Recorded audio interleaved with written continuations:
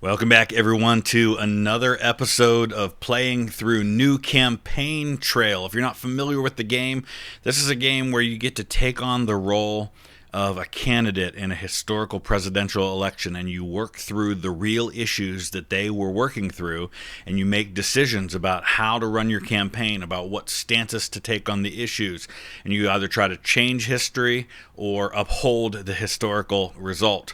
Typically, we try to change history, but today we're going to try to take on a real-life victory and try to make it a bigger victory in what was a pretty close election in terms of the popular vote. And that was the election of 1880, which pitted James Garfield from here in Northeast Ohio against the hero of Gettysburg, one of the great Civil War generals, Winfield Scott Hancock, who was the Democratic nominee.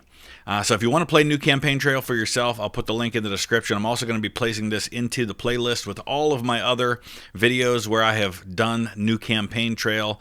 But this time, we're going to try to win and win big. But this will be a great opportunity to explore the real history of what was going on in the United States during the 1880 campaign. Okay, so here we are after the controversial 1876 election. That was the election that saw Samuel Tilden for the Democrats and Rutherford B. Hayes, Ohio governor, for the Republicans. And it was obviously a very hotly contested election, a lot of allegations of fraud. Hayes is not the nominee for the Republicans. He's not even running for nomination. So you basically have two main factions for the Republicans. You have the stalwarts, whose candidate is the favorite for the nomination, Ulysses S. Grant, two-term president, taking the last 4 years off, but now he's back running for a third term. And he's championed by New York Senator Roscoe Conkling, who runs the New York political machine, is very corrupt, a lot of money, a lot of power and influence going on. He's putting forth Grant as the nominee, and he's willing to sell just about anything to get it. You have the half-breeds, and their main nominee is James Blaine of Maine, who himself was a senator. And you have kind of a second-tier candidate, a couple of third-tier candidates as well. Second-tier candidate John Sherman of Ohio, Secretary of the Treasury, former senator himself, younger brother of General William Tecumseh Sherman. And Sherman is going to be nominated at the convention by Ohio Congressman and Senator-elect James Garfield. And so we've talked about this in other videos, so I won't go into it too much, but nobody can get enough votes to win. Grant continues to lead. Blaine continues to be just close behind him. But finally, when you get into like the 33rd, 34th, 35th ballot, somebody's looking for something. And some voters from Wisconsin switch their vote to Garfield, and this starts a landslide of support for Garfield as a compromise candidate. And on the next ballot, he gets the nomination. So the main issues in the election are tariffs, Civil War loyalties, and Chinese immigration. So those are the things that we're going to be talking about. We have to try and unite the half-breeds and the stalwarts without compromising as Garfield in being willing to make promises to people like Roscoe Conkling. So it's a tough balancing act. Here we go. After the longest Republican convention in history, Garfield arose as a dark horse and compromise candidate between the half-breed and stalwart factions. He's a representative of Ohio's 19th district, which included my hometown of Mineral Ridge in Trumbull County, and a Civil War veteran, which means his support is sure to be focused in northern states and could flip crucial Tilden states like New York. We have to have New York to win this election. We don't have to, but it would be tough without it. Not known nationally except for being involved in the Credit Mobilier scandal, which almost tainted his reputation and was the nail in the coffin for former Vice President Schuyler Colfax's career. He probably was not involved in that corruption with Credit Mobilier, but he gets associated with it because he doesn't really take a hard stance on it, I think is probably the best way to look at it. All right, so we could actually choose a different running mate, but I think that would be a very poor idea in this case because if we're trying to unite the party, Chester Arthur has been he's the current chair of the New York Republican Party. He's the former collector of the Port of New York. He was actually removed from that position by Rutherford B. Hayes, but he's He's a stalwart. He's a guy that's in Conkling's pocket. He lived with Conkling even after he was elected vice president, which means we really need him to balance the ticket. That's why he was chosen. All right, and we're going to just do it the way that electoral votes are allocated in real life. Okay, so you're probably wondering how we got here. Well, this video is sponsored by Brooklyn Bedding. You know, I'm not getting any younger, and lately getting a good night's sleep had been a challenge for me. I used to struggle waking up in the morning feeling sore and unrested with my old mattress. I didn't realize how much that was impacting my energy throughout the entire day. Something needed to change. And that's what led me to Brooklyn Bedding. After taking a quick survey on their website, I was matched with this Aurora Luxe cooling mattress, which was the perfect choice for me. Since switching, I have experienced a noticeable improvement in my sleep quality. I'm falling asleep faster and sleeping better through the night. The biggest change, though, has been in my daily routine. When I wake up, I feel properly rested, and that's been a huge boost for my productivity and my creativity. Now, you might be wondering about ordering a mattress online, but what gave me the confidence to make the switch was their 120-night sleep trial. The ability to try the mattress at home for 4 months with the assurance that they would work with me if it wasn't the perfect fit. That removed all the risk. That, combined with their limited lifetime warranty, makes it clear that you are getting a product that they stand behind. Now, for Vlogging Through History viewers, Brooklyn Bedding is giving a 30% off coupon on their order. You can click on the link in the description or scan this QR code on the screen. Now, be sure to use the code VTH at checkout to get that 30% discount. Also, as a way of supporting this channel, you can let the brand know that I sent you. When you make a purchase, there'll be a post-purchase survey. Just mention Vlogging Through History or VTH, where it asks how you heard about them. Big thank you to Brooklyn Bedding for sponsoring this video. All right, so let's dive into this. What will be the main theme of your campaign? It's clear our party is divided, so let's stay as quiet as we can about patronage and civil service reform. So these are big issues, but they're not quite as big issues as they will be a couple of years later after Garfield is assassinated. They become big issues, but focusing on patronage and civil service reform is going to alienate our voters in our support base in New York. So we do have to be careful on that. So it's saying, let's emphasize how I plan to continue popular policies of President Hayes. I don't know how popular his policies are at this point. And talk about traditional Republican policies, such as supporting higher tariffs, the gold standard, and fighting Jim Crow laws in the South. We can remind them about the Civil War. But at this point, people are kind of getting tired of that a little bit.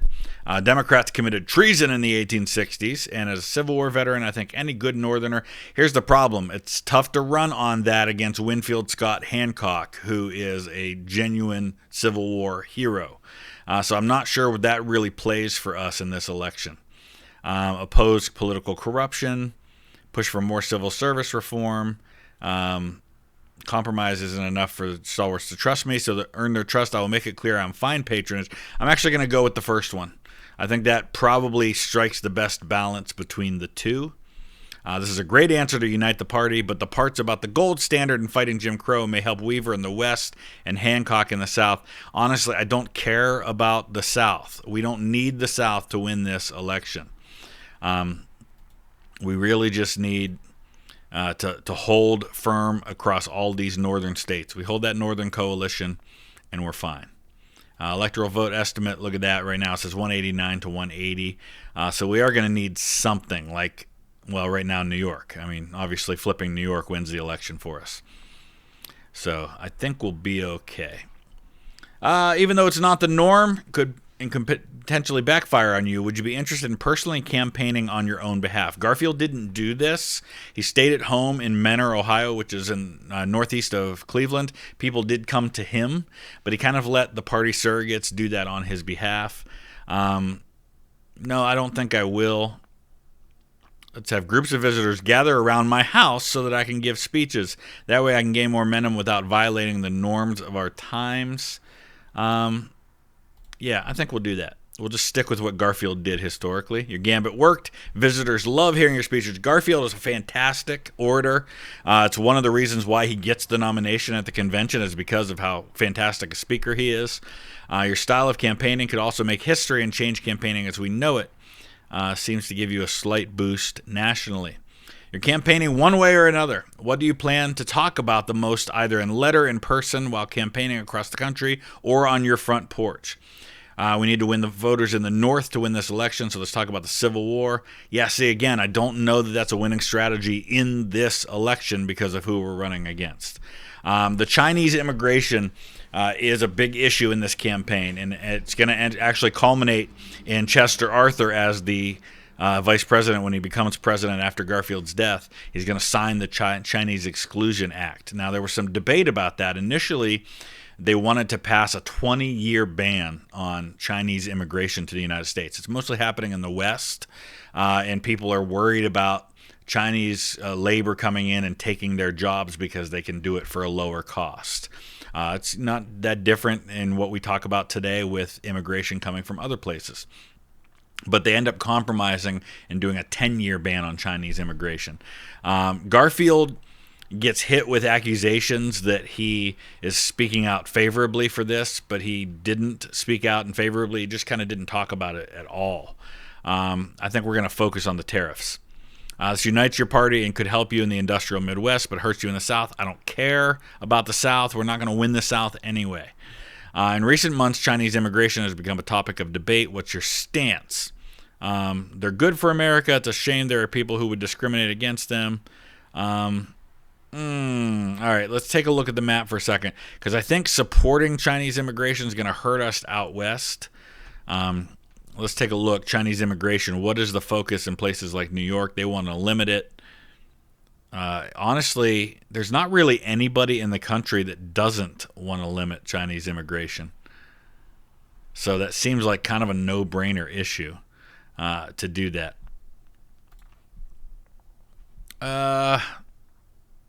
Yeah, let's do that.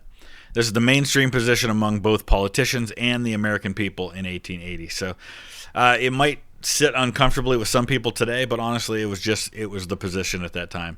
James Weaver is the nominee for the Greenback Party, which has seen significant growth in support since 1876. They support abandoning the bullion-based monetary system and using an unbacked currency called greenbacks. Instead, would you consider issuing greenbacks if elected to dampen the appeal of this party? Garfield stuck with the gold standard. That's how he felt. How do people in these states feel where we need to try and get the vote? Interesting. It's not letting us see it at the moment. There we go. Gold standard, moderate. Yeah, pretty much everybody's moderate on the gold standard. There's opposition in some of the places that we need votes. So it's not a great stance for Garfield necessarily. Okay. Strongly support commitment to a strong dollar backed by the gold standard. Weaver and his supporters can vote against me all they want, but they will never make up more than 1% of the vote anyway. You know what? I'm going to stick with Garfield's stance on the gold standard. Northerners and the establishment enjoy this stance. Westerners and Southerners not so much. And hopefully you're right about the 1% thing. All right, so we're still struggling in New York. We're going to have to be really cautious to make sure that we get that. And I think late in the election, we'll probably get some much-needed support from Conkling for that. All right, what do you have to say about the selection of Chester Arthur as your running mate? He has served his home state of New York well and is the best man for the job. Is a committed stalwart and a true Republican? Yeah, I think we'll just go with the second one. Chester Arthur is a great person to have on your ticket since he can help you with stalwarts in your party, but keep in mind his selection may raise the eyebrows of some half-breeds. That's true, but we've got Blaine. Blaine supported Garfield late in the nomination process when it was clear he couldn't win. He telegraphed in and told them to support Garfield. So in the end, I think we'll be okay with the half-breeds. Would you like to speak about the issue of labor unions? If so, what is your opinion on them?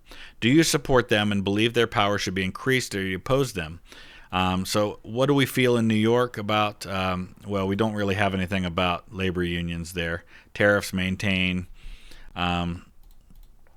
So I'm a strong supporter of labor unions, believe unions should be allowed, not suppressed. I believe working arrangements should only be between a man and his employer with no outside parties getting in the way.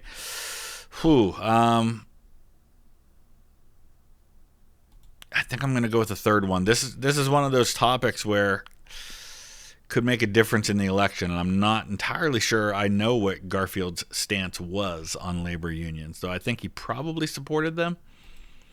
Powerful business owners like John D. Rockefeller, also from Northeast Ohio, applaud you and are happy with your strong stance on this issue. However, it might hurt you slightly among industrial workers. We'll see how that goes, but it looks like we're doing okay in the North all of a sudden. So we're up to 222 to 147 now. It's a little closer to what historically happened. During his presidency, Hayes pushed for the assimilation of Native Americans into American culture. This was largely the view by a lot of people at this time. How would you deal with them during your presidency? Would you try to assimilate them like Hayes, use the military to kick them out, or remain peaceful? I think we want to remain peaceful with them. I think it's clear after all these years of expanding out west and trying to assimilate, our current tactics don't seem to solve anything.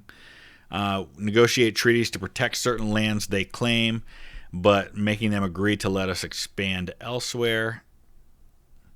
I think we'll go with that route. Some agree with you and believe this may be a good approach, but others are angered at the thought that white Americans would have to wait for negotiations signed by Native Americans to settle in land out west. Yeah, okay, so we're back to slight support in New York. All right, it's okay. I'm not too worried about that right now. We got a long way to go, though. Would you support measures restricting the sale or production of alcohol? No, I don't think so. I'm open to a moderate solution on this. I don't support blanket temperance law, but I am in full support of preventing drinking on Sunday. You know what? I'm going to say let's talk about more important issues. Let's not worry about prohibition. Prohibition isn't really a big issue in this election, so this answer should be fine. It's going to become an issue a couple decades later. It's not as much of a one at the moment. People have more pressing issues. 1873, there was a panic. The economy is a big issue still at this point. Obviously, patronage and corruption are big issues. What is your opinion on tariffs? Tariffs is, of course, a huge issue. This is where the federal government gets most of its revenue, and that's why Conkling has so much power in New York, because most of that revenue is coming through the port of New York. We do need to keep tariffs high on most products, but where we have mature, stable industries, tariffs can be lower. So the idea here is that the United States is still an emerging power, and tariffs protect American industry and give them a chance to grow, but that long term, once American industry is in good positions, then maybe tariffs don't need to be as high.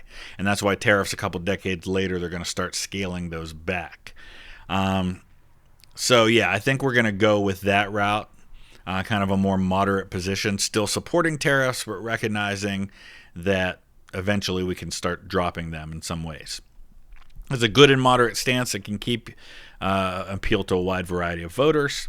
To what extent should you and your supporters attack Hancock on the campaign trail? I don't think Garfield was an attack kind of guy. He was let's get along as best we can with everyone. He had a very famous comment where he basically said, I oppose war, but if the bringer comes to my doorstep, he will find me home. In other words, I don't want to start a battle, but I will finish it if it's brought to me. So let's not make any direct attacks toward Hancock. He's a hero of Gettysburg and respected by most Northerners. Attacking him could hurt us politically. Best we do is run a positive campaign. That's what I'm going to do. It's true that Hancock was the hero of Gettysburg, and too many unsubstantiated attacks would hurt you, but many agree that not attacking your opponent might be a bad move. Okay? Man, it's still going to just all be about New York, isn't it? The electoral vote estimate is hinging on New York, which is the largest state at that time. To be honest, do you support patronage? Would you be supportive of rewarding people who helped you win this election with government jobs if you win this election? You know what? Honestly, Garfield was all about the best people for the job, and he ends up taking on Conkling directly and winning a very famous battle against Conkling over appointing people that are best for the job. And this is actually because of Garfield's death, but also his fighting Conkling is going to give Arthur the political capital he needs to be able to support and sign the Pendleton Act, the Civil Service Reform Act, which puts into position people who are best for the job based on merit rather than how much money did you give to my campaign. So I am opposed to patronage. I believe merit alone should determine who gets government jobs. This is going to hurt us in New York, but I think we'll be okay. Loud cheers from the half-breeds and loud jeers from the stalwarts. This position was expected from you, and it's good to stand by it. The only thing is this angers many stalwarts, but at this point, people know where I stand. We'll find other ways to get those votes in Indiana and New York. Southern states such as Florida, Tennessee, and North Carolina seem to be more competitive this election. This is surprising since the Compromise of 1877 and the end of Reconstruction seemingly established a return to Democratic dominance in the South. Knowing this, do you think your party should set aside some resources from the North and the West to campaign in the South? Yeah, I mean, we want to fight against Jim Crow laws, but I mean, North Carolina is, honestly, I'd just rather see our resources go to winning in the North. I don't want to say that they'll never vote Republican ever again. Small amount in North Carolina. Yeah, let's do that. We are now halfway through the campaign. Is there a specific region where you want your focus on money, resources, and best speakers? I mean, definitely the Mid-Atlantic. Well, lower Midwest. I think we're doing okay here, but Mid-Atlantic wouldn't be bad. I'd love to see us squeak out New Jersey, which historically went for Hancock in the election. So let's go there. All right, what's your stance on foreign policy? Do you support the Monroe Doctrine, which is basically we'll stay out of Europe and Europe should stay out of us, out of the Americas? President Hayes' recent intervention in Latin America. I support the Monroe Doctrine as an established American policy. Will spare no effort to protect American interests, but I will be careful with our intervention and intervene only when it's most necessary.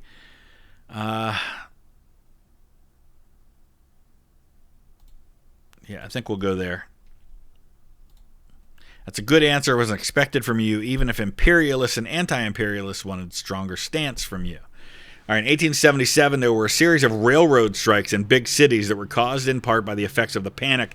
I mentioned this a minute ago, the panic of 1873. In the aftermath, a lot of people lost their jobs. A lot of industries closed. It took the country a long time to recover from that. Many of this, and this is actually one of the things that leads to the opposition to Chinese immigration, because people are already struggling for work. Many of the striking workers were peaceful, but others have resorted to violence to the point that buildings and railroads were burned. To deal with these strikes, President Hayes sent federal troops from city to city to suppress strike after strike. After 45 days, they ended. Do you support the actions of Hayes, or do you think these strikes should have been dealt with differently? Okay.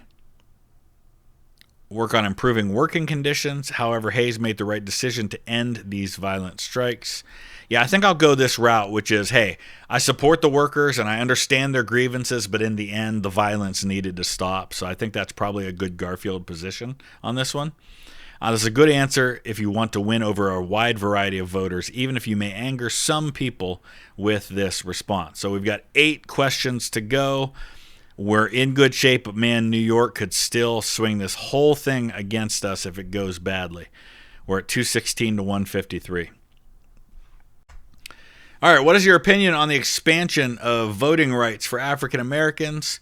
Do you support this new legislation, or do you feel that we've gone too far when it comes to voting rights? No, Garfield was strong, one of our best civil rights candidates, very strong on voting rights. He had been a radical Republican in Congress, had become more tempered as he came to leadership in Congress. But, yeah, I think that this is a strong one. We'll consider passing some legislation.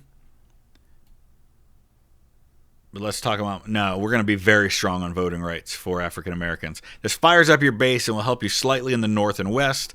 It also fires up the Hancock base. Yeah, that's fine. It just New York actually went more to Hancock. That doesn't make a lot of sense. Democrats are attacking you for alleged involvement in the Credit Mobilier scandal. No. I've denied any involvement in this scandal. Will continue to do so. It's sad some people will go to great lengths to ruin my reputation. I hurt Skylar Colfax so badly he was not renominated for vice president in 72, so distancing yourself from this is a good idea. All right. Good news, Hancock has made a blunder on the campaign trail. When giving his opinion on the tariff issue, he tried to strike a moderate tone and not alienate voters, but it actually hurt his standing with industrial workers. Awesome. All right. We're back to winning all. If we can swing New Jersey and hold on to all the other states, we could actually do slightly better than historical in this election. We're at 231 to 138 right now. Many half-breeds are worried because of your running mate. This worry stems from the fact that he's a stalwart, and on top of this is also a known member of Roscoe Conkling's political machine. All very, very true. We've talked about this. Arthur stands for common sense American values and shares many of my political beliefs, as I also support patronage. I don't, though. I will let concerned half-breeds know that I might have a few areas in which I'm different from our stalwart friends, including Mr. Arthur, but I want to run a campaign that unites Republicans. Yes. Yeah, so let's do that. Let's be positive about this. This will help you with moderate voters who don't care about the whole half-breeds versus stalwart issue. However, a few half-breeds are still not happy with this response and wanted more. But you know what? They're not going to vote for Hancock, so I can't believe New York has swung back to Hancock, though. That seems really strange to me. After months of pressure to do so, Justice Noah Haynes Swain agreed to resign in 1881. However, he will only do so if Hayes fills his seat by appointing Stanley Matthews. The only problem is that some senators are displeased with this as they believe Matthews is too close to corporate and railroad interests. This means we could try and block his nomination. Boy, this is a tough one. Honestly, I want to take a minute and look and see how Garfield dealt with this issue. Okay, I thought I remembered his connection to the Civil War. He was Stanley Matthews was in the 23rd Ohio alongside Rutherford B. Hayes and William McKinley, who were both in the 23rd Ohio. And Garfield did renominate Matthews to the court, and he was approved by one vote, 24-23 in the Senate. So yeah, I'll renominate him. You're criticized for this, and it may hurt you with some voters, but Hayes and Swain are pleased to hear you say this. It's unlikely to affect you much as a candidate. Man, New York again. Jeez. Democratic supporting newspaper published a letter. So this is the one that I referred to earlier, and this is actually covered in the Netflix show Death by Lightning. They showed this being dealt with by Garfield's campaign. The whole thing is a ruse to hurt me and my chances at winning the presidency. Anyone with common sense should see that. 100,000 copies of this letter reach the West Coast by the time you can respond. It'll likely harm. Oh, it would just cost us votes in California and Nevada. That's unhelpful, to say the least. All right. This is one of those ones where I don't really have a choice. Hayes and his wife Lucy and William Tecumseh Sherman have decided to take a 71-day tour of the West that will last from September and end in November. Let's see how it affects you all. The trip went horribly. Oh, jeez. So the trip ended up being canceled, and so it didn't really help us out west. 191 to 178 now. Jeez. All right, your campaign one way or another. What do you plan to talk about the most, either in letter, in person, while campaigning? We're going to focus on tariffs and protecting the American worker. You know what? Chinese immigration is a strong one, so let's go with that. This should help you nationally. It will be very helpful in the West. So we'll see if that ends up helping us out there or not. Last question. I think, honestly, we need to focus on New York and Pennsylvania and New Jersey. Yeah, let's do that. All right, here we go. I have a feeling that in the end we will end up doing roughly about the same that Garfield did in this election. Mostly the South coming in so far. Obviously, if New York comes in for Hancock, it's all over. It's so slow. I love how they build the anticipation with this. So far, we're just getting all the solidly Hancock South. No surprises so far. New England coming in strong for Garfield as expected. The North coming in solidly. There's Ohio and Illinois. There's Michigan. They're going to make us wait all night for New York, aren't they? New Jersey went for Hancock, so we did not turn New Jersey. I'm curious to know how close it was. Come on, New York. What are we waiting on here? I mean, New York, really, if New York comes in for us. We lost. Are you kidding me? We lost New York? Come on. 50-48. Oh, my goodness. So Hancock wins 197-172. Wow.